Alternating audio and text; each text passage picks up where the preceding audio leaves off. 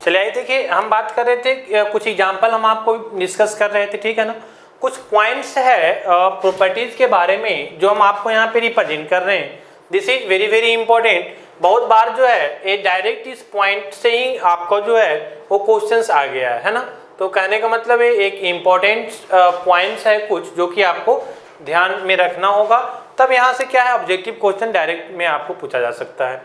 देखिए पहला पॉइंट तो हम पहले भी आपको डिस्कस कर दिए थे कि चूंकि प्रॉपर्टीज को हम जो सेकेंड पॉइंट आपको डिस्कस किए थे कि प्रॉपर्टीज को डिफाइन करने के लिए, उसमें हम आपको बताए थे कि एक कोऑर्डिनेट सिस्टम से डिस्क्राइब करते हैं, स्टेट ऑफ सिस्टम को डिफाइन करता है। एकदम माइंड में आप फिक्स कर लीजिए कि जो प्रॉपर्टीज होता है वो सिस्टम के स्टेट को डिफाइन करता है ना। और सिस्टम के स्टेट को डिफाइन किस तरह से करता है, तो एक कोऑर्डिनेट सिस्टम से डिस्क्राइब करता है जिसको पॉइंट से रिप्रेजेंट करते हैं हम लोग, और इसीलिए हम प्रॉपर्टीज को क्या बोलते हैं, पॉइंट फंक्शन बोलते हैं। तो पहला पॉइंट है जो प्रॉपर्टीज आर पॉइंट फंक्शन, ये तो हम आपको पहले ही बता चुके हैं। Second point is properties are independent of past history, है ना। ये बहुत लोग यहाँ पे कंफ्यूज करते हैं, क्लियर है ना। ये क्या बोलना चाह रहा है समझिए, ये सिंपली बोलना चाह रहा है कि जो प्रॉपर्टीज होता है वो पास्ट हिस्ट्री से इंडिपेंडेंट होता है ना। वो पहले क्या था उससे उसको मतलब नहीं है।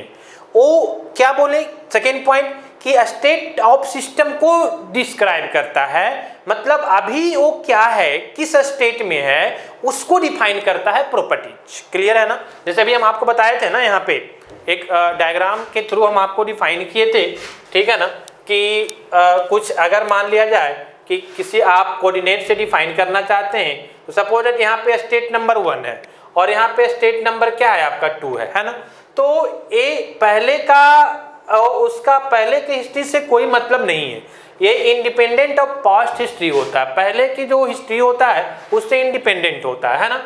ये अभी का क्या यहाँ पे अगर आप रिप्रेजेंट कर रहे हैं स्टेट ऑफ सिस्टम, तो ये क्या करेगा, इस पॉइंट के बारे में ही बताएगा, है ना। ये पास्ट हिस्ट्री से क्या होता है, इंडिपेंडेंट होता है। क्लियर है ना। तो ये बहुत सिंपल होता है, ठीक है ना, कि जो प्रॉपर्टीज होता है that is independent of past history. And last point is properties are exact differential. जो प्रॉपर्टीज होता है वो क्या होता है, एग्जैक्ट डिफरेंशियल होता है, ठीक है। तो ये 3 पॉइंट्स है जो आपको ध्यान में रखना है। जनरली यहाँ से जो है आपको क्वेश्चंस पूछ दिए जाते हैं ऑब्जेक्टिव वे में। आइए देखिए, जो अभी तक हम लोग डिस्कस किए उसी से एक सिंपल सा क्वेश्चन हम आपको यहाँ पे लिए हैं। और भी क्वेश्चंस हम लोग डिस्क्राइब करेंगे, लेकिन अभी बहुत ज़्यादा हम लोग पढ़े नहीं हैं। प्रॉपर्टीज हम लोग पढ़े हैं, प्रॉपर्टीज से क्वेश्चंस आता है जनरली, तो किस टाइप से क्वेश्चंस आता है हम यहाँ पे आपको देखते हैं, ठीक है ना। तो एक सिंपल सा क्वेश्चन हम यहाँ पे आपको ले रहे हैं। क्वेश्चन नंबर फर्स्ट क्या बोला जा रहा है समझिए, बोला जा रहा है which of the following are intensive properties, है ना। ये आपको कुछ प्रॉपर्टी दे दिया गया है, जैसे पहला में है काइनेटिक एनर्जी, ठीक है ना, पहला है काइनेटिक एनर्जी, ठीक है ना।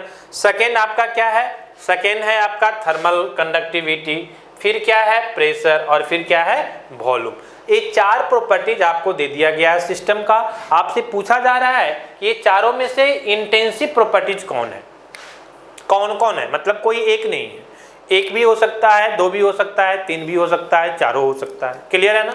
तो अब आपको क्या बताना है कि इंटेंसिव प्रॉपर्टीज कौन है। क्लियर है। सबसे पहला क्या है, काइनेटिक एनर्जी। हम आपको एग्जांपल में यहाँ पे बता दिए थे, अभी हम आपको इरेज किए कि काइनेटिक एनर्जी कैसा है। तो काइनेटिक एनर्जी ही नहीं, ऑल फॉर्म ऑफ एनर्जी को हम कैसा प्रॉपर्टीज बताए थे, एक्सटेंसिव प्रॉपर्टीज बताए थे। क्लियर है ना। सेकेंड है थर्मल कंडक्टिविटी, जो हम आपको एग्जांपल में नहीं दिए थे, लेकिन आपको ये पता करना होगा कि थर्मल कंडक्टिविटी जो होता है वो क्या सिस्टम के साइज और मास से डिपेंड करता है या इंडिपेंडेंट होता है। तो थर्मल कंडक्टिविटी जो होता है, आप जाएंगे तो पढ़ेंगे, हीट मास ट्रांसफर एक सब्जेक्ट होता है जहाँ पे आप लोग पढ़ेंगे इसको आगे, है ना। तो वो जो है वो सिस्टम के मास और साइज से क्या होता है, इंडिपेंडेंट होता है। वो एक तरह का प्रॉपर्टीज है ना। वो मास कुछ भी हो उससे डिपेंड नहीं करेगा। बात समझ में आ रही है ना। तो ये जो है ये साइज और मास से इंडिपेंडेंट होता है, मतलब ये कैसा हो गया, एक इंटेंसिव प्रॉपर्टीज हो गया। तो एक पहला जो सेकेंड नंबर है वो इंटेंसिव प्रॉपर्टीज मिला। सेकेंड प्रेशर है थर्ड नंबर में। थर्ड नंबर प्रेशर तो हम बताए थे, प्रेशर और टेम्परेचर हम बता चुके हैं कैसा है, इंटेंसिव प्रॉपर्टीज है, तो ये भी इंटेंसिव है। वॉल्यूम, वॉल्यूम कैसा है, तो मास और वॉल्यूम हम बताए थे ना, मास और वॉल्यूम ये दोनों जो होता है दैट इज एक्सटेंसिव प्रॉपर्टीज होता है, क्लियर है ना। तो इंटेंसिव कौन मिला आपको, एक थर्मल कंडक्टिविटी और एक क्या, प्रेशर, क्लियर है। अब देखिए ऑप्शन में आपको दिया होगा 2 और 3 कहीं पे मिलेगा आपको, फर्स्ट में 1 और 3 है, गलत है, सेकेंड में 2 और 3 है ना, तो ये आपका 2 में थर्मल कंडक्टिविटी और 3 में क्या, प्रेशर, ये दोनों क्या है आपका इंटेंसिव प्रॉपर्टीज है, तो 2 और 3 इज द राइट ऑप्शन, है ना। फिर आपका सी में दे रहा है 2, 3 और 4, तो 4 तो होगा नहीं क्योंकि 4 आपका एक्सटेंसिव प्रॉपर्टीज है, फिर 1 और 4 ये दोनों एक्सटेंसिव प्रॉपर्टीज है, क्लियर है ना। तो इस तरह से आपको क्वेश्चंस पूछा जाता है प्रॉपर्टीज में। तो एक छोटा सा हम एग्जांपल लिए थे किस तरह से क्वेश्चन पूछे जाते हैं, और भी क्वेश्चंस हम लोग करेंगे आगे, ठीक है ना। एक सिंपल सा क्वेश्चन हम लिए थे, तो ये कुछ पॉइंट था जो regarding properties of system and types of system, clear है ना। इसके आगे फिर हम देखेंगे नेक्स्ट पॉइंट, है ना। ओके चलिए आइए देखिए यहाँ पे कुछ और भी टर्म्स है जिसको हम लोग देखेंगे थर्मोडायनामिक्स में, है ना। This is very very important. Actually अभी जो हम लोग देख रहे हैं ये सारे के सारे जो है वो बेसिक कॉन्सेप्ट ऑफ थर्मोडायनामिक्स या फंडामेंटल ऑफ थर्मोडायनामिक्स को ही हम लोग डिस्कस कर रहे हैं, ठीक है ना। जो फर्स्ट चैप्टर हम लोग बात करते हैं, सेकेंड में हम लोग फर्स्ट लॉ ऑफ थर्मोडायनामिक्स से स्टार्ट करते हैं, ठीक है ना। तो ये सारा जो चैप्टर हम लोग देख रहे हैं, ये सारा टॉपिक जो देख रहे हैं, ये सारा बेसिक टॉपिक्स है थर्मोडायनामिक्स का, है ना।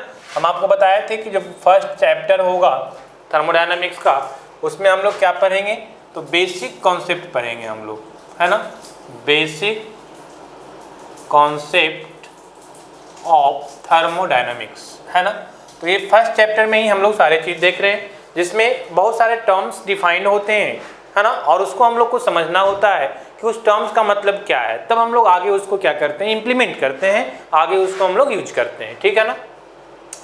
तो इसी तरह से हम पहले भी आपको कुछ और भी टर्म्स बता चुके हैं, है ना, जिसमें हम सबसे पहले ये बात किए थे कि थर्मोडायनामिक सिस्टम क्या होता है, टाइप्स ऑफ सिस्टम क्या होता है ना। इस तरह से सारी चीज़ें हम लोग डिस्कस किए थे। उसी तरह से कुछ और पॉइंट्स है जो हम लोग को देखना है बेसिक में। सबसे पहले हम बात करते हैं स्टेट ऑफ सिस्टम का, है ना, कि स्टेट ऑफ सिस्टम का मतलब हम लोग क्या समझते हैं, क्लियर है। तो स्टेट ऑफ सिस्टम का मतलब होता है कि उस सिस्टम का कंडीशन क्या है, ठीक है ना। जैसे हम आपको हम इसके पहले भी आपको बता चुके हैं कि अगर हम बात करें कि ये रूम मेरा सिस्टम है ना, तो इस रूम अगर मेरा ये रूम मेरा सिस्टम है तो इस सिस्टम का कोई एक स्टेट डिफाइंड होगा, ठीक है ना।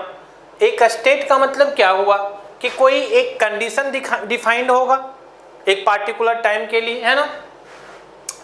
तो इसी तरह से हम लोग ये बात करते हैं कि जो स्टेट ऑफ सिस्टम होता है वो उस सिस्टम का कंडीशन जो होता है उसी को हम लोग बोलते हैं स्टेट ऑफ सिस्टम। चलिए हम बात कर रहे थे स्टेट ऑफ सिस्टम का, है ना। तो स्टेट ऑफ सिस्टम का मतलब हम लोग क्या समझते हैं, condition in a system is known as state of system. मतलब सिस्टम का जो कंडीशंस होगा उसी को हम लोग बोलते हैं क्या, स्टेट ऑफ सिस्टम, क्लियर है। तो हम आपको यही बता चुके हैं कि जो मेरा प्रॉपर्टीज होता है वो सिस्टम के स्टेट को डिफाइन करता है, ठीक है ना। और जो स्टेट ऑफ सिस्टम जो होता है, कंडीशन जो होता है सिस्टम का, उसी को हम लोग बोलते हैं क्या, स्टेट ऑफ सिस्टम, है ना। अगर समझने में आपको थोड़ा सा दिक्कत हो रहा है तो आप यहाँ पे समझिए कि स्टेट, है ना, कंडीशन ऑफ सिस्टम का मतलब क्या होता है ना। एक एग्जांपल के थ्रू हम आपको बताना चाह रहे हैं कि जैसे सपोज दैट कि मान लिया ये रूम मेरा एक सिस्टम है ना। तो इस रूम का जो कंडीशंस होगा उसी को हम लोग बोलेंगे क्या, स्टेट ऑफ सिस्टम। इससे कंडीशन होगा का मतलब क्या है कि इसका कंडीशन चेंज होते रहेगा, हो सकता है अभी कुछ कंडीशन अलग है, थोड़ा देर बाद कुछ कंडीशंस इसका अलग हो सकता है, ठीक है ना।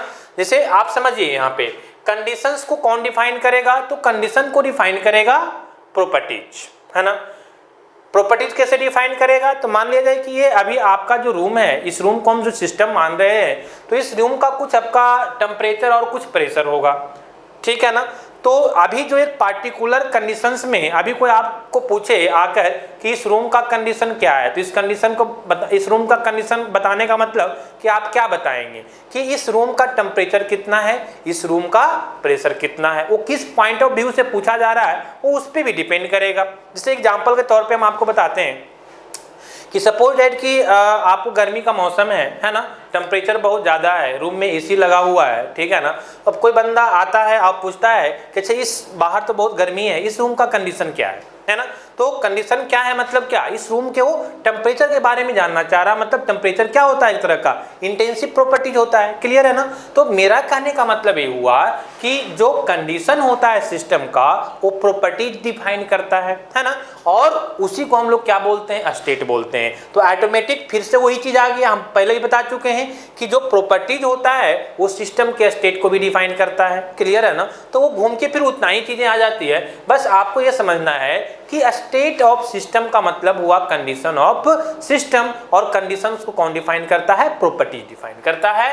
जैसे सपोज दैट कि मान लिया जाए कि अभी आपका एक स्टेट यहाँ पे है, सपोज दैट सपोज दैट कि आप अगर पीवी की बात कर रहे हैं तो अभी प्रेशर और वॉल्यूम का स्टेट 1 यहाँ पे आप डिफाइन करेंगे। मतलब क्या, यहाँ का कुछ पार्टिकुलर प्रेशर होगा और कुछ पार्टिकुलर क्या होगा, वॉल्यूम होगा। तो एक पहला स्टेट हो गया, ठीक है ना। उसी तरह आप दूसरा स्टेट भी इसका डिफाइन कर सकते हैं, क्लियर है ना। तो ये आपका कुछ पार्टिकुलर प्रेशर हो गया, पार्टिकुलर टेम्परेचर हो गया, ये आपका सेकेंड स्टेट हो गया। तो यही आपका क्या है, स्टेट है। तो ये क्या हो रहा है, जैसे ही आप स्टेट चेंज कर रहे हैं मतलब आपका कंडीशन क्या हो रहा है, चेंज हो रहा है। तो कंडीशन जैसे ही आपका सिस्टम का जो चेंज होगा तो स्टेट भी क्या हो जाएगा, चेंज हो जाएगा। इसीलिए हम लोग बोलते हैं कि कंडीशन जो सिस्टम का डिफाइंड होता है उसी को हम लोग बोलते हैं स्टेट ऑफ सिस्टम, क्लियर है। बहुत बेसिक पॉइंट है, ध्यान में रखना है। सिमिलरली हम एक छोटा सा बात करते हैं कि थर्मोडायनेमिक्स प्रोसेस क्या होता है ना। जैसे आगे हम बात करेंगे तो बहुत तरह का हम लोग प्रोसेस पढ़ेंगे, ठीक है ना। Constant volume process, constant pressure process, adiabatic process, है ना, आइसेंट्रोपिक प्रोसेस। तो बहुत तरह का हम लोग प्रोसेस पढ़ेंगे आगे जा कर के।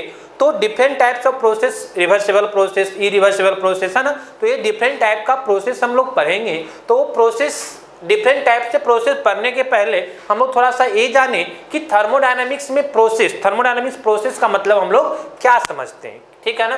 तो बहुत सिंपल वे में हम लोग रिप्रेजेंट करते हैं कि एनी चेंज इन स्टेट। अभी हम आपको बताएं कि स्टेट क्या होता है, क्लियर है ना।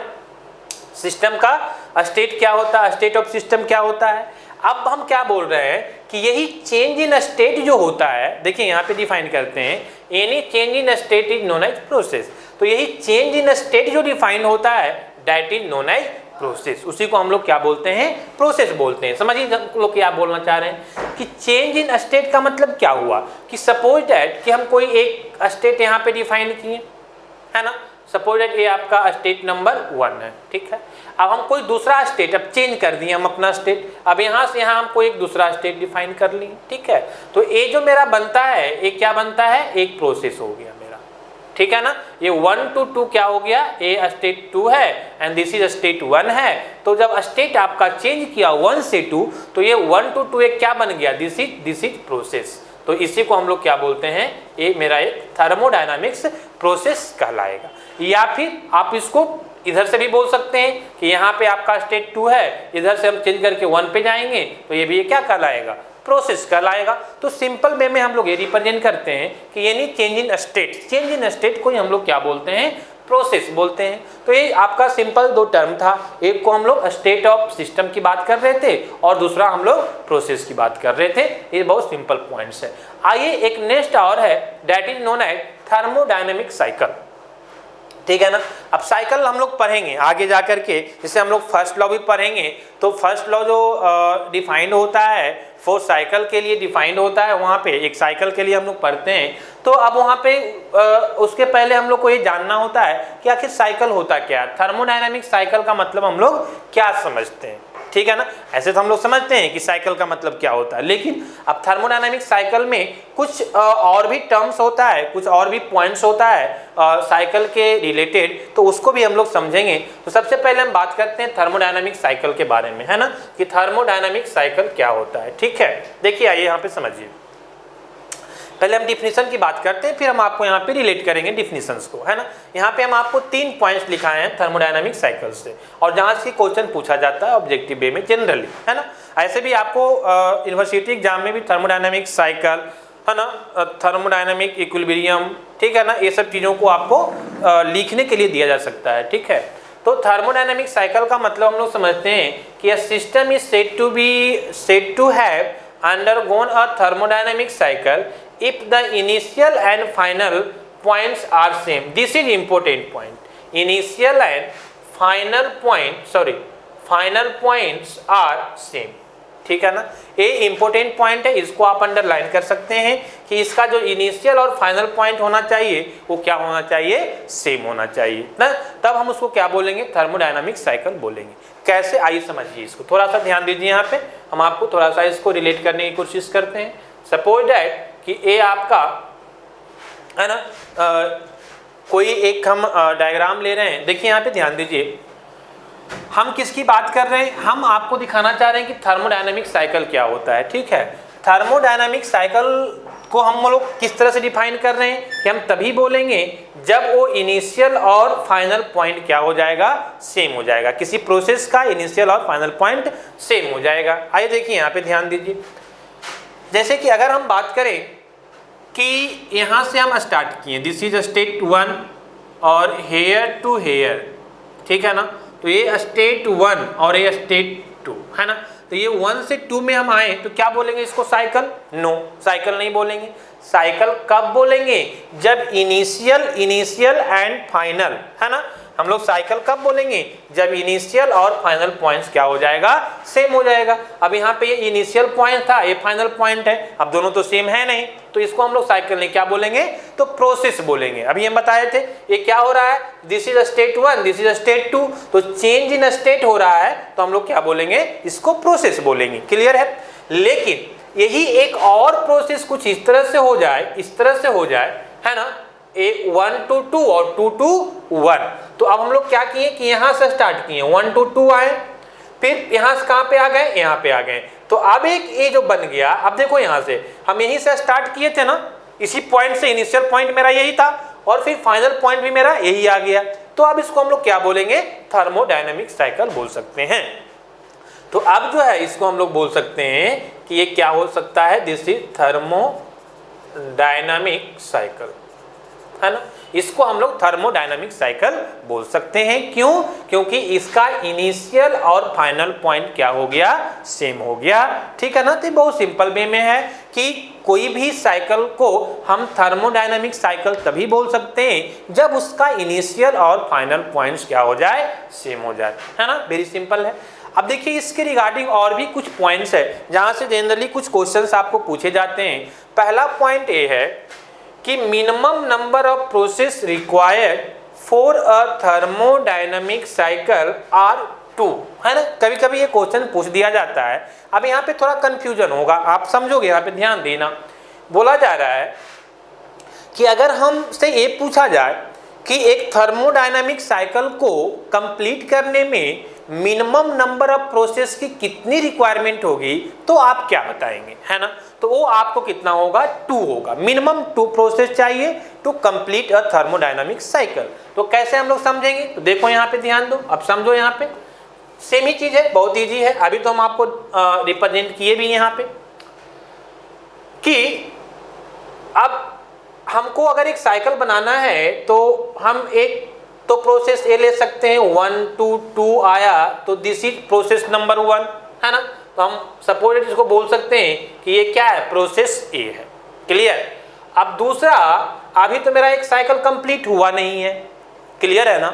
तो ऐसे अगर हमसे पूछा जाए तब तो हम इसमें 2, 3, 4 प्रोसेस बना करके भी इसको हम एक साइकिल बना सकते हैं। लेकिन अगर हमको मेंशन कर दे कि minimum number of cycle, minimum number of process कितना होगा, है ना, तब हमको क्या बताएंगे। तो एक तो हमको यहाँ से यहाँ एक हो गया और एक और हमको रिक्वायरमेंट होगा, that is here to here, ठीक है ना। अब देखो यहाँ पे क्या हो गया, अब जो है हम जहाँ से स्टार्ट किए थे इनिशियल पॉइंट, वहीं पे फाइनल पॉइंट पे भी आ गए, तब हम इसको बोलेंगे क्या, ये आप थर्मोडायनामिक साइकिल हो गया। तो थर्मोडायनामिक साइकिल के लिए कितने प्रोसेस की रिक्वायरमेंट हुई, तो this is 1 to 2 process number 1 और फिर 2 to 1 this is process number, है ना, बी, ठीक है ना। ए आपका प्रोसेस बी हो गया। तो कितना हो गया, ए एंड बी, मतलब 2 मिनिमम प्रोसेस आपको चाहिए to complete the thermodynamic cycle. अब बोलोगे कि सर क्यों हम 2 बार क्यों करेंगे, एक ही बार यहाँ से उठाएंगे और यहाँ से लाके मिला देंगे, ये भी तो एक साइकिल हो गया। ऑब्वियस ही बात है कि ये भी एक साइकिल हो गया। लेकिन अब यहाँ पे आपसे पूछे कि बताओ कि यहाँ पे प्रोसेस कितना है, तो आप क्या बताओगे? आप कंफ्यूज कर जाओगे। क्यों? क्योंकि प्रोसेस को कब डिफाइन करोगे? Change in state. तो यहां से आप स्टार्ट किए और फिर आप यहीं पे आ गए, तो यहीं पे से स्टार्ट किए यहीं पे आ गए, तो यहाँ पे चेंज इन स्टेट तो डिफाइन ही नहीं हुआ। तो चेंज इन स्टेट डिफाइन नहीं हुआ तो आप कैसे बोलेंगे कि हाँ प्रोसेस हुआ? ठीक है ना। लेकिन आपसे क्या पूछा जा रहा है? मिनिमम नंबर ऑफ प्रोसेस पूछा जा रहा है। क्लियर है ना। तो आप इस तरह से नहीं कर सकते, क्योंकि आप यहाँ पे करेंगे तो ठीक है साइकिल बन जाएगा, लेकिन यहाँ पे प्रोसेस डिफाइन नहीं होगा। क्यों नहीं डिफाइन होगा? क्योंकि प्रोसेस को डिफाइन करने के लिए क्या होना चाहिए? चेंज इन स्टेट होना चाहिए। चेंज इन स्टेट होने का मतलब क्या होगा कि एक पॉइंट हेयर और यहाँ से एक पॉइंट अलग होना चाहिए, है ना। आप इस पे लाए, यहाँ से स्टार्ट किए और इसी पे मिला दिए, तो यहाँ तो आपका चेंज इन स्टेट डिफाइन ही नहीं हुआ। और चेंज इन स्टेट डिफाइन नहीं होगा मीन्स आपका प्रोसेस डिफाइन नहीं हुआ। तो यहाँ पे मिनिमम नंबर ऑफ प्रोसेस आप नहीं दिखा पाएंगे, नहीं बता पाएंगे। क्लियर है ना। तो इसीलिए हम लोग बोलते हैं कि minimum number of process required for a thermodynamic cycle are 2। Minimum 2 process हमको चाहिए to define the thermodynamic cycle. Clear है। सेकेंड पॉइंट भी। आइए थर्ड पॉइंट। थर्ड पॉइंट में बोला जा रहा है कि for a cycle change in properties is equal to 0। कहने का मतलब क्या हुआ कि एक थर्मोडायनेमिक साइकिल के लिए चेंज इन प्रॉपर्टीज क्या होता है? 0 होता है। तो आप कैसे इसको समझेंगे? तो आप समझिए, हम आपको जो प्रॉपर्टीज डिफाइन किए थे, हम जब आपका प्रॉपर्टीज डिफाइन कर रहे थे कि प्रॉपर्टीज क्या होता है, वहां पे हम आपको 2 पॉइंट्स बताए थे, है ना। पहला पॉइंट क्या बताए थे कि any measurable characteristics of the system is known as properties. दूसरा पॉइंट क्या बताए थे कि जो सिस्टम का जो प्रॉपर्टीज होता है वो उसके स्टेट को डिफाइन करता है ना। तो उसके स्टेट को डिफाइन करता है, इसलिए समझो उसके स्टेट को डिफाइन करता है। कहने का मतलब क्या हुआ कि किसी एक पार्टिकुलर प्रॉपर्टीज के लिए उसका एक स्टेट डिफाइन होगा। तो चेंज इन प्रॉपर्टीज कब होगा? जब उसका स्टेट चेंज होगा सिस्टम का, है ना। तो एक साइकिल के लिए समझिए, यहाँ पे ध्यान दीजिए, एक साइकिल के लिए साइकिल कब होगा? जब उसका इनिशियल एंड फाइनल पॉइंट क्या हो जाएगा? सेम हो जाएगा। मतलब जहां से हम स्टार्ट किए थे और फिर हम वहीं पहुंच जाएंगे, मतलब इनिशियल और फाइनल पॉइंट क्या हो गया? सेम हो गया। तो जब इनिशियल और फाइनल पॉइंट सेम हो गया तो इसका स्टेट चेंज किया क्या? नहीं चेंज किया, है ना। और जब इसका स्टेट चेंज नहीं किया तो जो सेकेंड पॉइंट हम बताए थे प्रॉपर्टीज का, वो क्या बताए थे कि जो सिस्टम का स्टेट जो प्रॉपर्टीज होता है वो उसके स्टेट को डिफाइन करता है ना। या फिर ये बोले कि स्टेट को ही हम लोग क्या बोलते हैं? सिस्टम का जो स्टेट डिफाइन होता है उसी को हम लोग प्रॉपर्टीज बोलते हैं। मतलब कि अगर इसका स्टेट चेंज नहीं होगा मतलब सिस्टम का प्रॉपर्टीज चेंज नहीं होगा। क्लियर है ना। अब बोलोगे स्टेट कैसे चेंज नहीं हो रहा है? तो आप स्टेट जहां से स्टार्ट किए थे, स्टेट चेंज कब होगा? मान लिया एक पॉइंट हेयर है ना, एक पहला स्टेट है और दूसरा आपका स्टेट 2 है। तो अब आप बोलोगे कि यहाँ से यहाँ क्या है? एक स्टेट चेंज हुआ 1 to 2। तो अब यहाँ पे आपका प्रॉपर्टीज क्या होगा? चेंज होगा। यहाँ पे इस स्टेट में सिस्टम का प्रॉपर्टीज कुछ अलग होगा।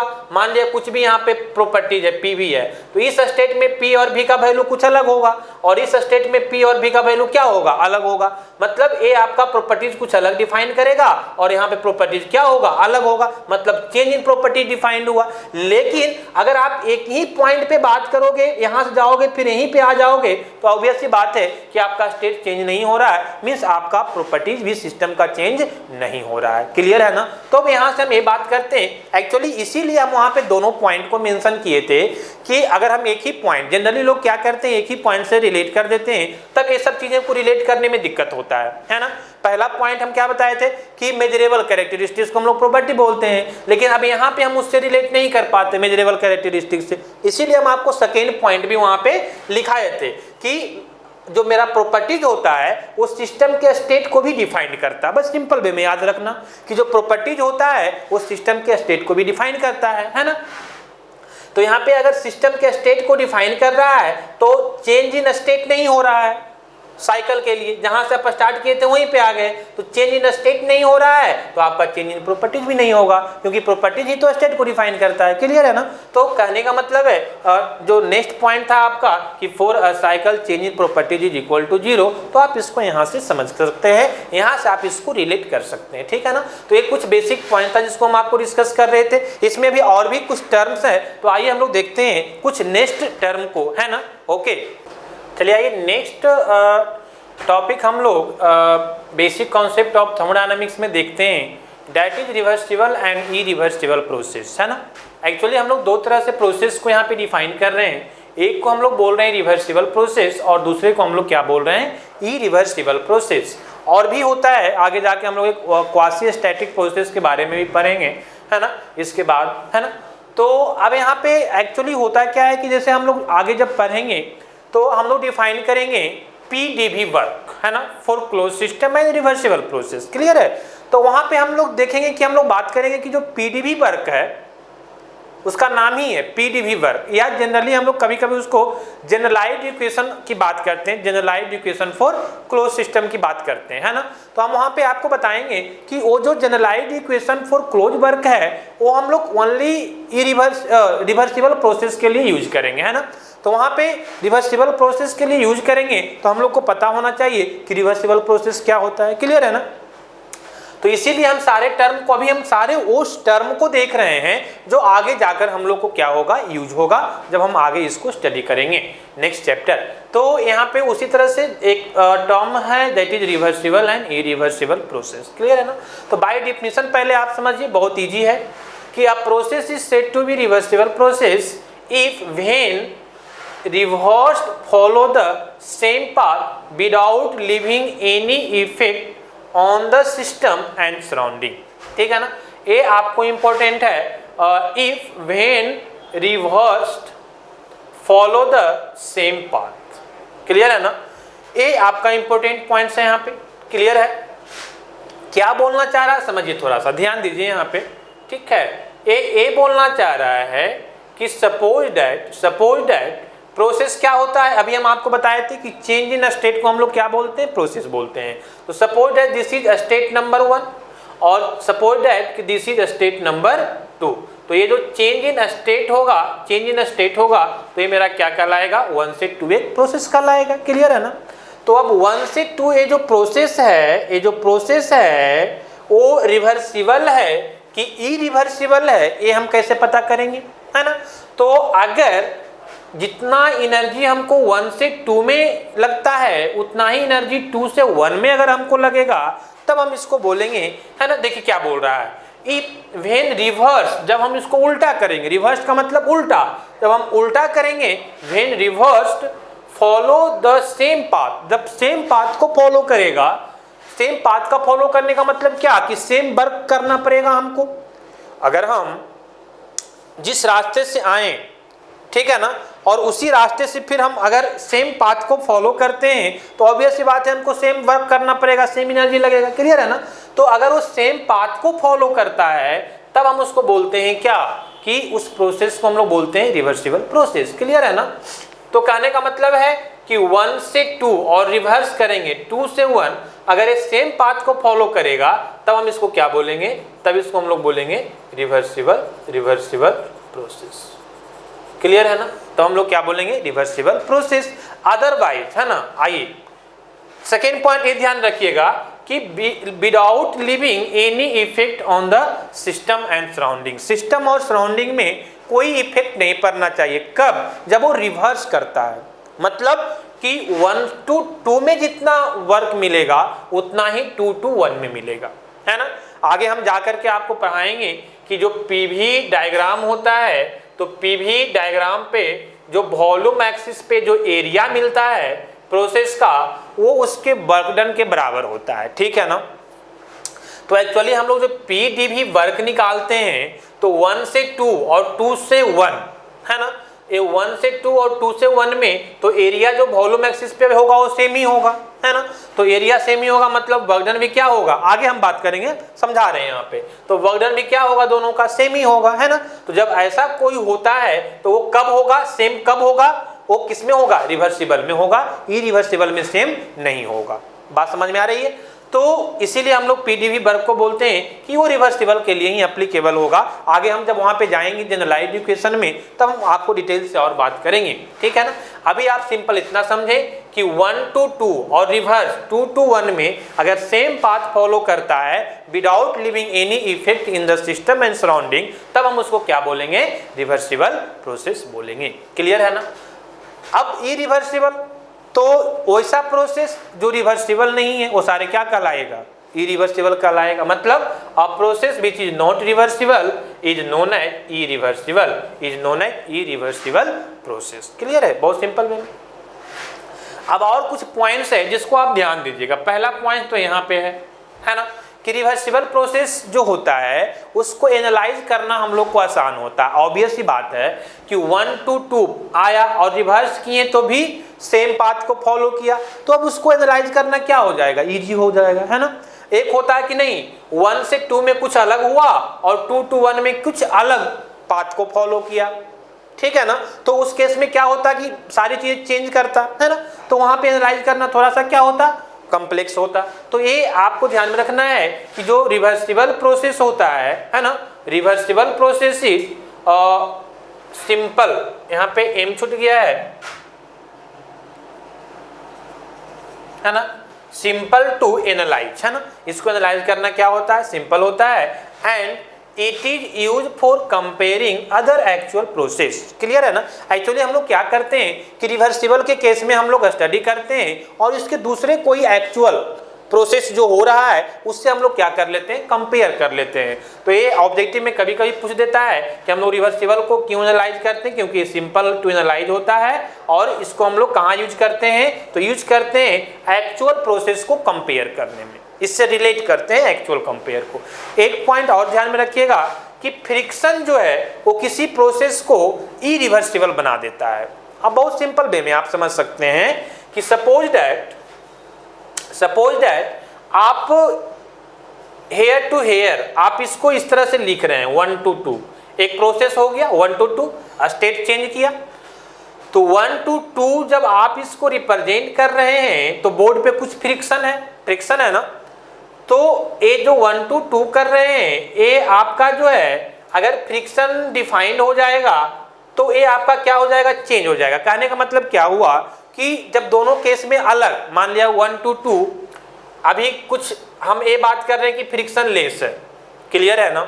और जब 2 to हम 1 आ रहे हैं तो कुछ फ्रिक्शन डिफाइंड हो रहा है, तो उस केस में फिर क्या होगा कि 2 to 1 जाने में आपको ज़्यादा एनर्जी लगाना पड़ेगा, ज़्यादा वर्क करना पड़ेगा, क्लियर है ना। तो उस केस में आपका जो ये प्रोसेस 1 to 2 हुआ वो तो रिवर्सिबल नहीं रह जाएगा। रिवर्सिबल कब होता, जब 1 से 2 और 2 से 1 में सेम वर्क करना पड़ता, आपको सेम एनर्जी लगाना पड़ता, सेम वर्क मिलता। लेकिन फ्रिक्शन को इंट्रोड्यूस होने के कारण वो सेम वर्क आपको नहीं मिल पाएगा। तो उस केस में हम लोग ये बोलते हैं कि जो फ्रिक्शन जो होता है वो किसी प्रोसेस को क्या कर देता है, इरिवर्सिबल बना देता है ना। इसीलिए आप ध्यान दीजिएगा, आगे हम लोग पढ़ेंगे तो जहां भी हम लोग फ्रिक्शन की बात करेंगे वहां प्रोसेस रिवर्सिबल नहीं हो सकता, वहां कैसा होता है, इरिवर्सिबल होता है, ठीक है ना। तो इसीलिए हम एक लास्ट पॉइंट आपको मेंशन कर दिए थे कि friction makes a process irreversible. Clear है, आगे हम लोग और डिटेल्स में करेंगे, बस अभी तो कुछ बेसिक पॉइंट्स है जिसको हम लोग कवर कर रहे हैं, ठीक है। इसी तरह हम लोग नेक्स्ट पॉइंट पे आएंगे। ओके।